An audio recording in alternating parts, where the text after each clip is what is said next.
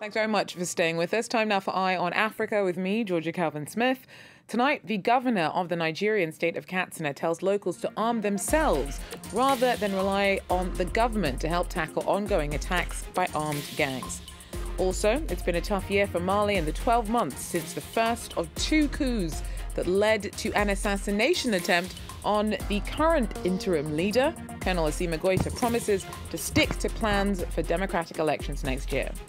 And as outcry over vaccine inequity between richer and less wealthy regions grows, Tunisian soldiers head into communities to help manage the country's pushback against the pandemic.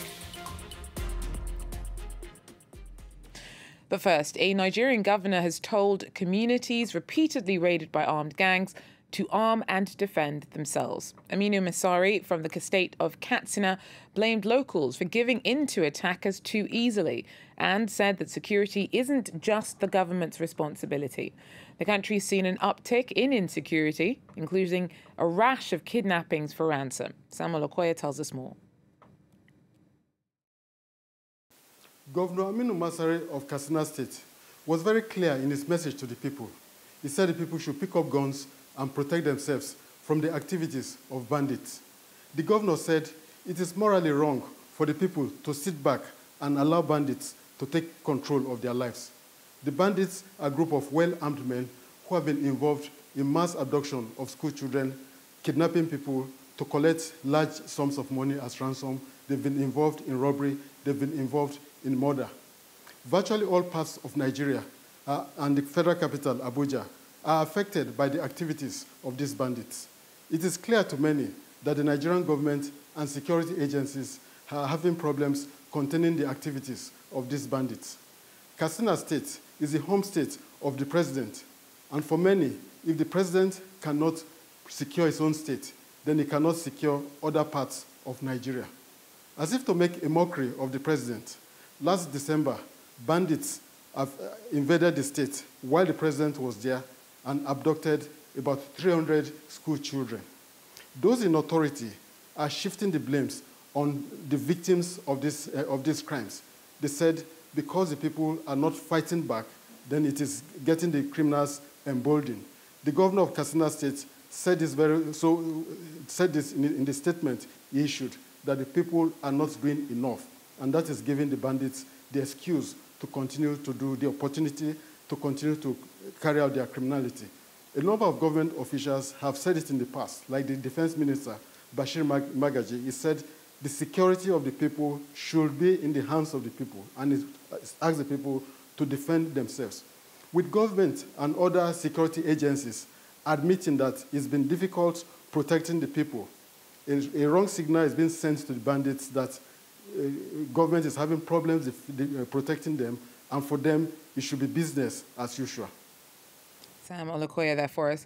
Now, Wednesday marked a year since a military coup toppled Mali's former president, Ibrahim Boubacar Keïta. The country's seen a rough 12 months since. The interim president who took over after Keïta was unseated in a second military takeover in May, and Colonel Assimi Goïta, the man behind both oustings, is now transitional leader.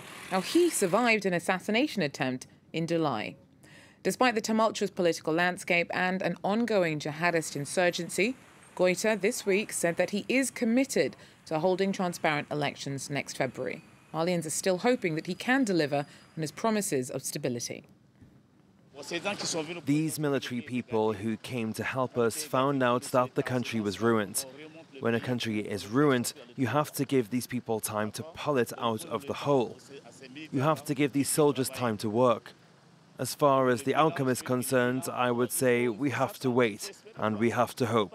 We can't say now, after 7 years, when the country was in a hole, that we're going to get out of it after just 8 months or a year. It's impossible. Nothing is going well in Mali today. It's been 1 year since Ibrahim Boubacar Keïta left power, and teachers still have no rights. This was one of the reasons for IBK's departure. DR Congo's extended the state of emergency in the eastern provinces of Ituri and North Kivu for a 6th time. The measure was first brought in early May. The region has been terrorized by militia groups and thousands have fled because of the insecurity. This week, fatal clashes broke out around Bunia between troops and fighters from the notorious ADF group. A small deployment of US Special Forces have recently arrived in the country to support the army's fight against the extremist group. It's estimated to have killed around 6,000 civilians since 2013. And 7 people have died in flash floods in Ethiopia's capital. Torrential rain inundated Addis Ababa on Wednesday, causing heavy damage. Cars and homes were submerged, and several people were hospitalized because of the downpour. More heavy rains are expected over the course of the week. A date's been set for the trial of Burkina Faso's exiled former president, who's been charged by a military tribunal over the murder of the country's late leader, Thomas Sankara. Blaise Compaoré, who fled to Ivory Coast after being ousted in 2014, has always denied killing the man dubbed by some as Africa's Che Guevara. Sankara died in 1987 in a putsch led by Compaoré. Wasim Cornet tells us more. It was October 15th, 1987. Thomas Sankara, then president of Burkina Faso, as well as 12 other officials, were shot dead by an armed commando in the capital, Ouagadougou. 4 years earlier, he had seized power thanks to a coup, calling for a democratic revolution. It was on that day of October 87 that Sankara's brother-in-arms, Blaise Compaoré, carried out another coup, seizing the presidency and remaining in power until 2014. Today, he is one of the accused in the assassination trial that will begin this October. The 70-year-old will likely be tried in absentia. He lives in the Ivory Coast, holds Ivorian citizenship, and doesn't plan on attending the trial. Also among the accused, his right-hand man, General Gilbert Diendéré, as well as 11 others. Diendéré is serving a 20-year sentence for a coup attempt in 2015. Others are believed to have had a role in the assassination, but lawyers say many have since passed away. In 2015, the remains of Sankara and his comrades were unearthed, but DNA analysis was unable to confirm their identities.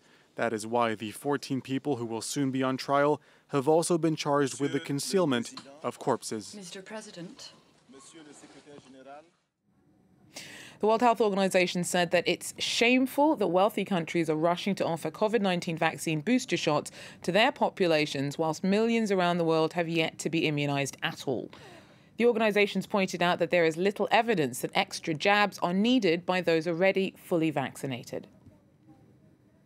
I called for a temporary moratorium on boosters to help shift supply to those countries that have not even been able to vaccinate their health workers and at-risk communities and are now experiencing major spikes. Now, some African leaders have also accused richer countries of using colonial tactics when it comes to vaccine distribution and patent waivers. Despite less than 3% of the continent's people being vaccinated, millions of doses of the Johnson & Johnson vaccine produced in South Africa are being exported to Europe. Frustration at the unequal access to vaccines was front and centre of topics on the table at a Southern African summit this week. Nadine Theron tells us more. Vaccine inequity was first on the agenda of the new chairman of the Southern African Development Community at its annual summit in Malawi. Malawian President Dr. Lazarus Chakwera opened by saying toxic nationalism has led to some wealthy countries hoarding millions of doses of the vaccine, while poorer economies are going without. Chakwera also urged the SADC bloc to fight for intellectual property waivers on the vaccine, something South Africa's President Cyril Ramaphosa has done throughout the year. This follows a New York Times report that 10 million doses of the J&J vaccine is being exported from South Africa to Europe, where many nations have vaccinated up to 60% of their populations. South Africa is the African country most affected by the pandemic, with less than 10% of its population being vaccinated. And we're recording around 11,000 new infections of COVID-19 daily. Well, more than 22,000 people have been registered as having died because of the pandemic in Tunisia. The army was called in to help manage the huge spike in infections recently. There has recently been a huge one-day vaccination push, and the hope is that the worst is over for the country. But the military is still overseeing the pushback. Our team went to see them in action. In the mountains around Kisra in the northwest of Tunisia, the army is in charge of vaccinating rural communities. Here at this dispensary, elderly locals are waiting to receive their second doses. We noticed a low registration rate of people in this region on the evax.tn online vaccine booking platform. The terrain here also makes access to the region extremely difficult. These two reasons basically made us come to these areas. Rabah is 60 and has just received her final dose. She says it's a relief as getting access to the jab has been tough. Where I live, we have no public transport or access to drinking water. We rode here today on a donkey. The army is also going to the houses of those who can't leave their villages. Here, soldiers vaccinate a woman and a couple with underlying health issues. I wasn't expecting the army to come to my house and vaccinate me. It's really good. At the beginning, there were many rumors about the vaccine, that one is better than another. It didn't really encourage people. But after, with the TV announcements, it was clearer.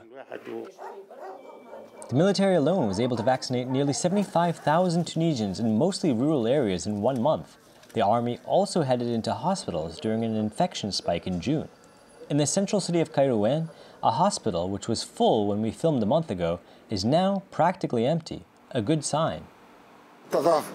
With the efforts of doctors and medical professionals from civilian and military establishments, we succeeded in slowing down the chain of contaminations, and there's been an improvement compared to when we set up this hospital. Since July 28th, President Kais Saied has tasked military health officials with managing the pandemic. He also appointed an army doctor as health minister. Well, that's it for Eye on Africa for now. Thanks for joining us. Do so again if you can. Take care.